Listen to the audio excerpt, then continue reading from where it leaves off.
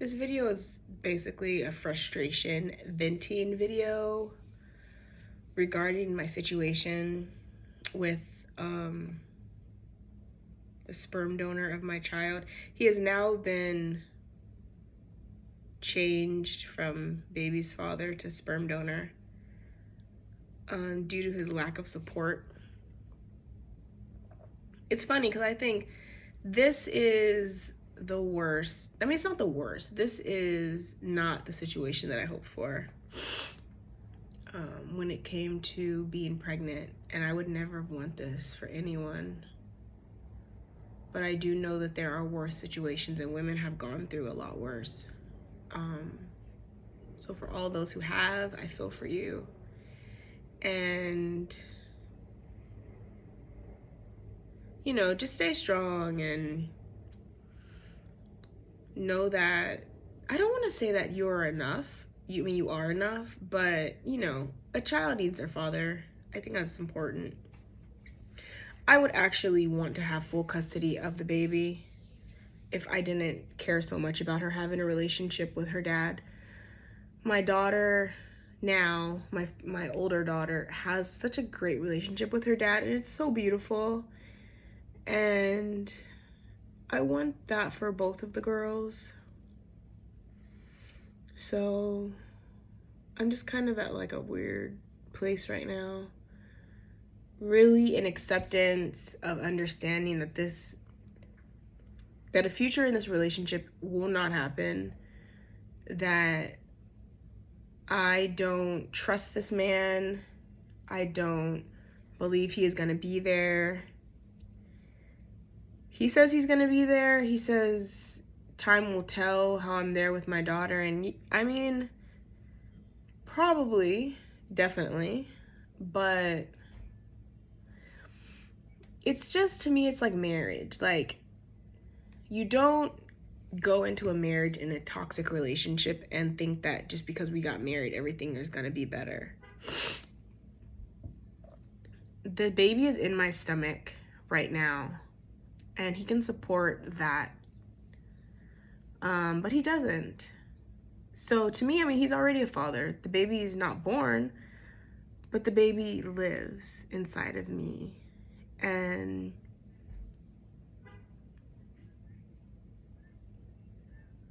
he continues to not care about my mental health and my health in general, which is housing this child. So it is what it is. There's definitely two sides to every story, but my side is as a woman who's just not being supported by someone. And honestly, I've never felt like this before. Like, my friends know me as like the girl who gets along with all her exes, because, you know, once we decide that we're not going to be together anymore, I mean, it's not like I don't like you as a person. I mean, you're cool. So I don't have like bad feelings for any of my exes. I could talk to them and have a conversation with them any day, and it would just be cool. This person, it would just be so fake. To have someone that just cannot go through conflict is crazy. So I talked about this in another video, but just in case someone has never seen it, I'm gonna make this short. I was with my father. I was with my daughter's father for 5 years. And the only reason why I left the relationship, well, that makes it sound like a downplay, but I left the relationship because my needs were not being met. And he wasn't really paying attention to me. Like, he didn't really, like, he got super complacent, super comfortable. Like, he didn't really touch me. He didn't take me anywhere. He didn't do things that I wanted to do. Like, we lived his life. Like, we're different. Like, I'm very quiet. Like, usually the house is like this. Like, nothing is playing. I'm cleaning or reading or working or doing something, but I'm usually in quiet if I'm home. Just because that's just what I like. I like quiet peacefulness. And him, on the other hand, he may be like playing Nirvana or some kind of rock music or hip hop music, like, or salsa or bachata or reggaeton or whatever music. He's big into music. Has great taste though. But when we lived together, our life was full of music and lights. And for me, that was very difficult. I was like, I'm like losing myself in this relationship. So anyway, that's why we broke up. Other than that, I loved him very much and still love him very much. And I was just like, if you're not gonna, give me what I need, then I can't stay. So we broke up. I took my time being single for over a year. But before I broke up with him, like, I'd already kind of gotten my head into the space of, I'm not gonna do this anymore. So we were already broken up in my mind, I don't know, maybe 6 months to a year before. So I felt like I was single for a long time. Like lonely, when you're lonely in a relationship, you feel it. That's how I felt. So I took my time until I felt ready. I felt very healed. I wasn't in a lonely place anymore. I was good, happy, so happy. And so me and this man started seeing each other. And it seemed it was nice. It's always nice at the beginning though, superficial. Everything's on the surface, like you don't really see anything deep down. And for me not dating for a long time, I should have probably done some more research on dating before I decided to be intentional about it. Because even though I had worked a lot on myself, I don't know, dating is it's like something you have to know how to do, right? So I started dating. I was like super optimistic, super like, oh my God, like I'm ready. I'm finally ready to get married, because I had never felt ready to get married. Like I had never really talked to any of my exes about marriage. Like I wanted it, but I always felt like, okay, it's not the right time, maybe not the right person. No rush. And then I decided I'm ready to get married. And so I came in very intentional, I felt like green about dating, because before my daughter's father, we dated for 5 years. I dated someone else for 5 years. And I basically went from that relationship to the next relationship. So it was like a decade of being with one person. And, yeah, so I just didn't know what I was doing, which means I still don't know what I'm doing. So I don't plan on dating anytime soon or for a very long time, but I will definitely make sure that I'm more ready. And this situation has made me more ready, because it's just like, dang, like this situation has been so bad. Like for me, I mean, for someone else, maybe not so bad, but for me, it has been so bad. Like this man, if there's any kind of conflict, if we have any kind of argument, if we disagree on a freaking French fry, this man is gone. He's just like nowhere to be found. I mean, he'll respond if I message him or call him. He'll respond or he'll pick up. But his mindset is in such a negative place that it's just like such in a negative place. Like he just can't get over it. Like yesterday we had an issue. We were at the doctor's office, and I'm going to be very open and honest about the situation. There was a whole bunch of people in the waiting room, and it was just a big group of people. Now, look, I'm pregnant. I'm not sitting around, 125 pounds, in bikinis or anything like that right now. And I said to him, he was sitting right next to me, and I whispered to him, I was like, there was a woman that walked in, and she was a bigger woman. I mean, and we're all pregnant. All the women are pregnant. So obviously, we're all bigger. And I said, there's a whole bunch of big women in here today. Something like that. And I had whispered it to him. And he immediately went to the defense of the lady that walked in that was not right next to us. And she could have heard you. I'm like, no one heard me. I made the one statement, and he's just like, you're so rude. And I was like, regardless of what you think or how I feel or how you feel, what I stated was a fact. It was what it was. And that's how I felt in the moment. And it's just what I felt. And I'm talking to someone that I know. I didn't talk about any specific person in the room. I just made a generalization. Not necessarily taking me out of that generalization, but just making a generalization. And I'm like, you can't tell me what to say or how to feel. He's like, you should practice emotional intelligence. And I was like, wait, I have emotional intelligence. I didn't say that you didn't have it. I said you could practice it. And I'm like, okay, just because I make a generalization about people, which is true, doesn't mean I don't have emotional intelligence. Like, it'd be one thing if I said it out loud, but I didn't.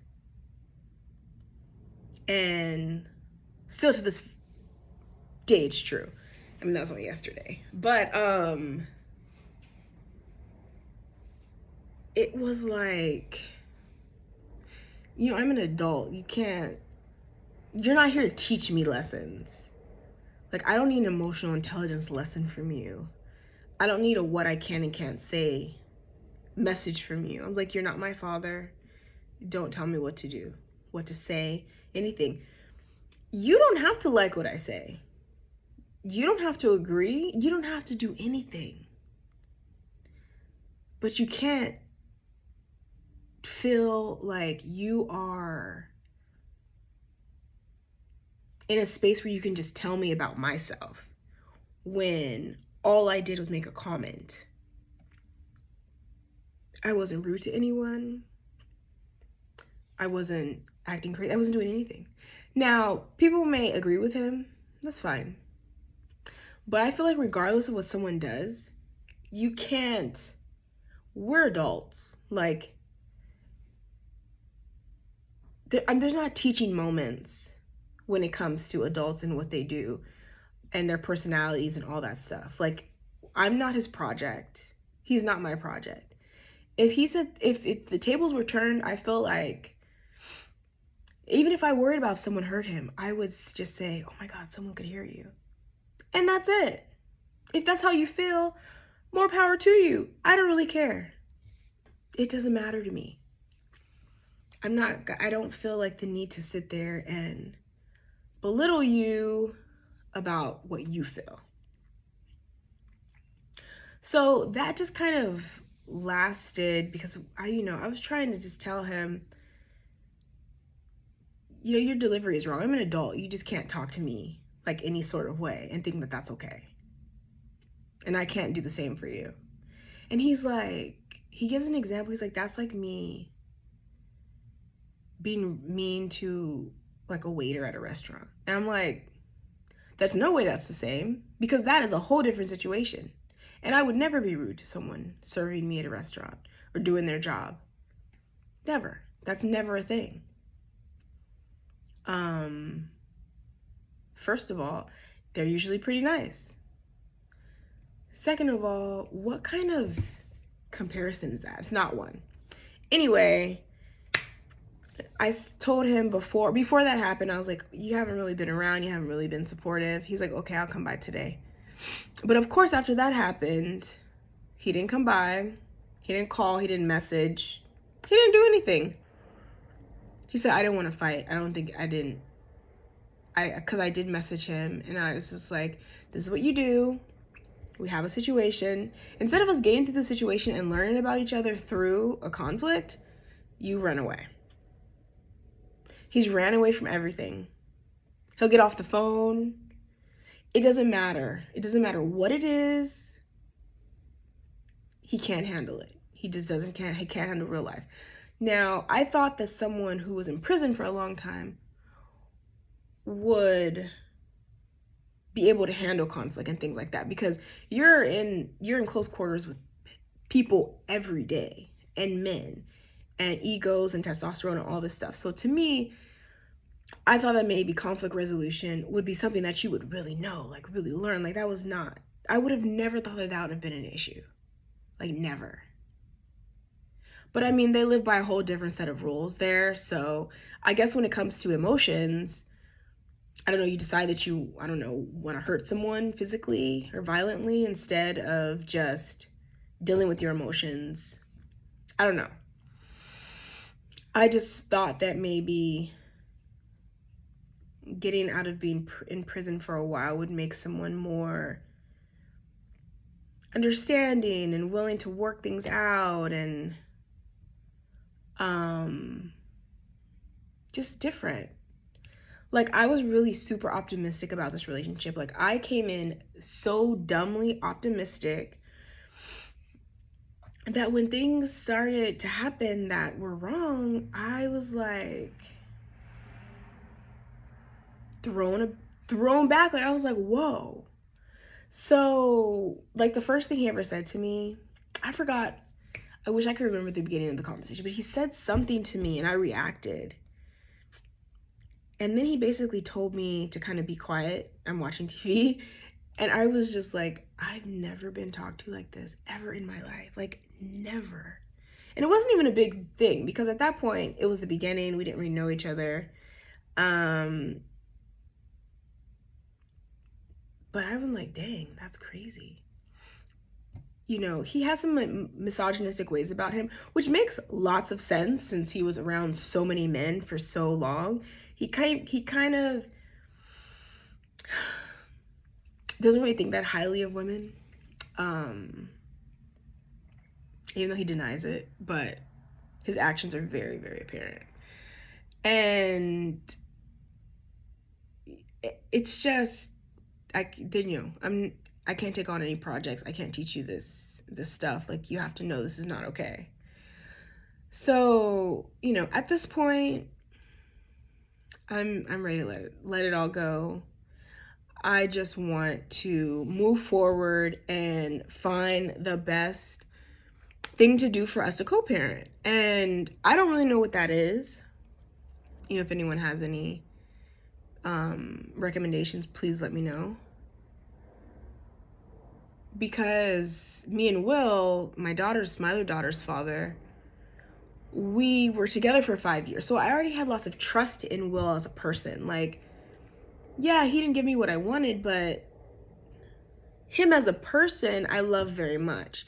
Everyone loves Will. My family loves him. My friends love him. Everyone loves Will. Like, me and my friend were talking yesterday. Like, we're just gonna get, you know, our women friends. We're gonna have a compound and then do that whole thing.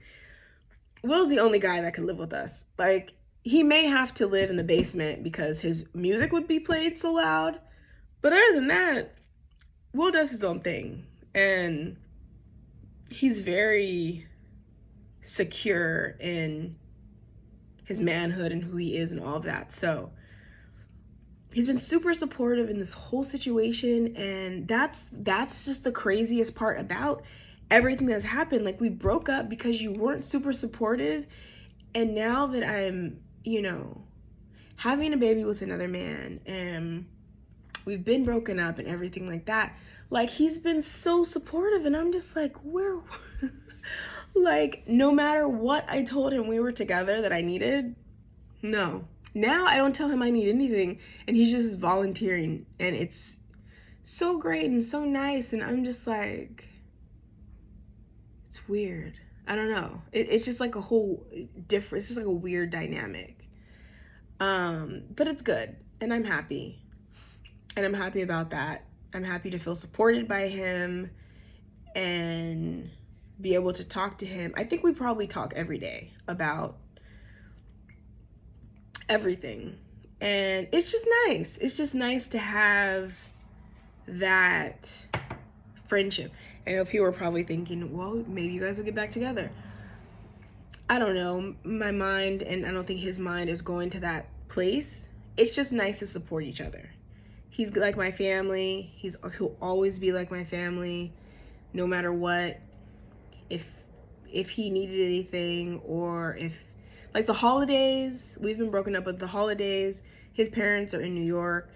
His family's a little far. He'll spend it with me. If he doesn't, I mean, his brother lives in Carlsbad, which isn't that far, but if he doesn't go there, he's with my family because everyone loves him. So it's been very interesting to feel him and see him step up when this other man has done the complete opposite. And I just thought, man, to be in prison for so long and to come out, it must make you such a strong, capable person. Like, you must think about things so, like, in a different, like, in a positive way, as in, I don't know what I thought. I mean, I do, but it was way wrong. It was way off. And at this point, I'm just like, I give up. I'm done. I don't want to do this anymore. I just want him to be a good father, be there for his daughter. You know, I'm hoping that we don't have to go through a court situation. But I will if I have to. But to me, we go to a court situation when the father is not being there for the child. And that is not where I want to be. So, you know, hopefully he's there for her and can, I don't know, figure it out or whatever. But I will be open to him seeing her as much as he can. I'm not gonna have her be a pawn in any kind of situation. I don't need this man to be with me. I don't need this man to want to be with me. I don't need any of that. I just need him to step up for her. And that's all I really wanted him to do now. Like, I feel like I just wanted to feel his support, as in some of the hardest things for pregnant women. So if you know someone who's pregnant, are food and cleaning, because you're tired all the time. Your cravings are off and on. You do want to eat, you don't want to eat, like, and then I'm tired. I don't want to cook. So I'm eating things that I heat up, or I'm eating out. I try not to eat fast food, but sometimes, like, I've definitely craved fast food once or twice, and I've definitely given it to myself. Oh, one thing I crave is cheeseburgers. So yesterday on the way back from the doctor's office, I went to In-N-Out, and it was amazing. And I wish I had like 3 In-N-Out burgers, but that would be excessive. So, yeah, it's just been a weird time of life. I would have just never thought I would be in my 40s in this situation. Yeah. Anyway, I just want to share for anyone who might be going through something weird in their 40s or even 30s or any time, and it's just like, God, why? Like, why is this happening? What is the lesson in all of this? Like, man, obviously I have lessons to learn, or I feel like this would not be happening. So yeah, I'm curious, I guess, to see what that is, even though I'm over learning lessons. But anyway, I just wanted to share the continuation of, yeah, my issues, problems, I don't know. Hope it helps someone. If you have anything to say, any comments or anything, good or bad, I'm open to anything, really. You know, I can only handle things from what I've known and what I've researched and the work that I've done on myself. And, you know, what can I say? Have a good day.